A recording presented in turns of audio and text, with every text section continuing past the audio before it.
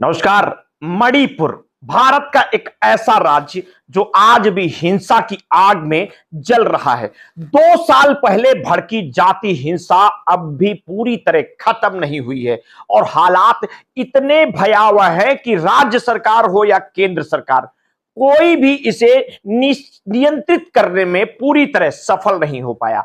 सवाल यह है कि आखिर मणिपुर में शांति क्यों नहीं बहाल हो सकी, क्यों सरकार के सारे प्रयास अब तक विफल साबित हुए हैं और सबसे बड़ा सवाल, क्या इस हिंसा का कोई अस्थायी समाधान निकल पाएगा या फिर मणिपुर हमेशा के लिए एक विभाजित अशांत राज्य बनकर रह जाएगा। मई 2023 में मैतेई और कुकी समुदाय के बीच जातीय संघर्ष की जो चिंगारी भड़की थी वो आज भी पूरी तरह बुझी नहीं है। इस हिंसा में अब तक तकरीबन 250 से ज्यादा लोग मारे जा चुके हैं। 50,000 से ज्यादा लोग अपने ही राज्य में शरणार्थी बन चुके हैं।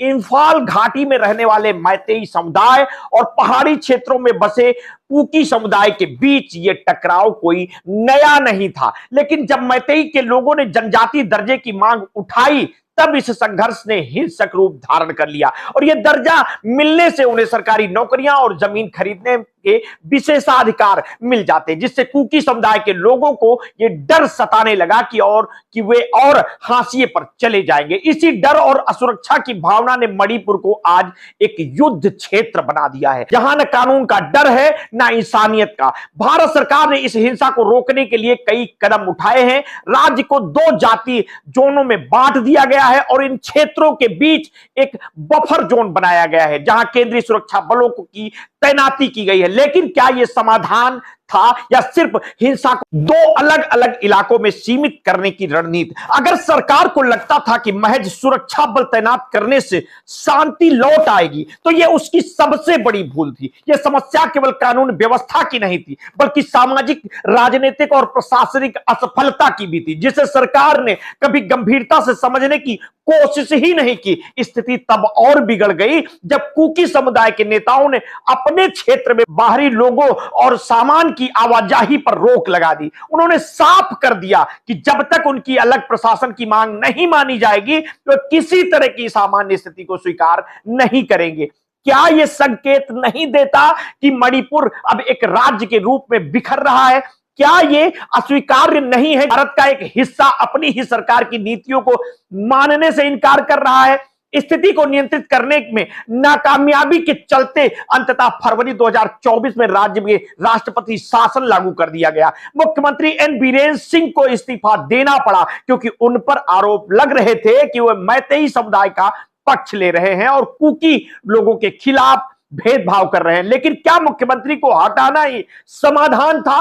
क्या यह हिंसा की जड़ में मौजूद समस्याओं को हल करने की कोई ठोस कोशिश थी या सिर्फ राजनीतिक दिखावे का एक और प्रयास था? राष्ट्रपति शासन लागू होने के बाद सरकार ने शांति बहाली का दावा तो किया, लेकिन जमीन पर हालात कुछ और ही कहते हैं। हिंसा में कमी जरूर आई लेकिन यह खत्म नहीं हुई। क्या सिर्फ हिंसा की तीव्रता कम होना सब सरकार की सफलता का संकेत है? और अगर सच में हालात सुधरे होते तो आज भी मणिपुर में हजारों लोग अपने घरों से बेघर क्यों हैं? क्यों राज्य के कई हिस्सों में अब भी हथियारबंद गुट सक्रिय हैं? क्यों अब भी मणिपुर के लोग डर के साए में जीने को मजबूर हैं? इस पूरे संकट की सबसे बड़ी विडंबना यह है कि सरकार के पास कोई ठोस समाधान नहीं है। जातीय संघर्ष की यह आग यूं ही नहीं भड़की, इसके पीछे दशकों से चली आ रही उपेक्षा और भेदभाव की नीतियां जिम्मेदार है। जानकारों का मानना है कि जब तक एक निष्पक्ष और स्वीकार्य मध्यस्थता नहीं होगी तब तक ये टकराव खत्म नहीं होगा। शांति स्थापित करने के लिए सरकार को एक ऐसी समिति बनानी होगी जिसमें केवल मैतेई और कुकी ही नहीं बल्कि नागा समुदाय के प्रतिनिधियों को भी शामिल किया जाए, क्योंकि वे भी इस क्षेत्र में महत्वपूर्ण भूमिका निभाते हैं। अब तक के हालात तो यही बताते हैं कि सरकार ने इस पूरे मामले को सिर्फ सुरक्षा और प्रशासन के नजरिए से देखा, लेकिन इसकी सामाजिक और आर्थिक जड़ों को समझने की कोशिश नहीं की। मणिपुर में शांति क्यों नहीं बहाल हो सकी, इसका जवाब तलाशें तो कई सवाल खड़े होते। क्या सरकार को मणिपुर के लोगों की कोई परवाह है या फिर यह सिर्फ एक राजनीतिक मुद्दा बनकर रह गया है? क्या केंद्र सरकार की नीतियां सही दिशा में है या वो सिर्फ अस्थायी उपायों से काम चला रही है? क्या राष्ट्रपति शासन लागू करना इस समस्या का हल था या फिर यह सिर्फ सरकार की नाकामी का प्रमाण है? और अगर सरकार सच में मणिपुर में अस्थायी शांति चाहती है तो उसे केवल सुरक्षा बलों पर निर्भर रहने के बजाय एक व्यापक राजनीतिक समाधान निकालना होगा। दोनों समुदायों के बीच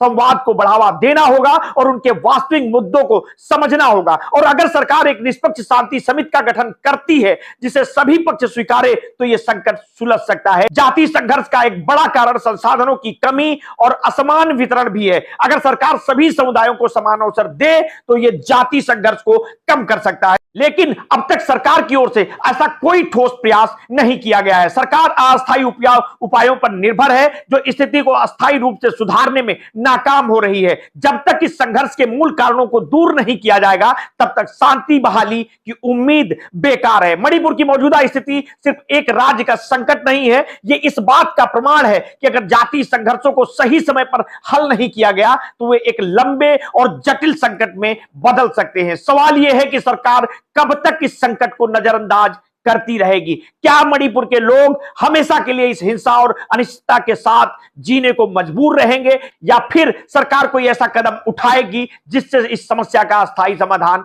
निकल सके? आगे की अपडेट के लिए आप हमारे साथ जुड़े रहिए, समय समय पर हम आपको अपडेट देते रहेंगे। आपने अगर अभी तक हमारे इस चैनल को सब्सक्राइब नहीं किया है तो तत्काल कर लीजिए, बेल आइकन दबाना बिल्कुल ना भूलिए। अपने स्वास्थ्य के प्रति सचेत रहिए, सजग रहिए, अपना ध्यान रखिए। बहुत बहुत धन्यवाद। साधुवाद।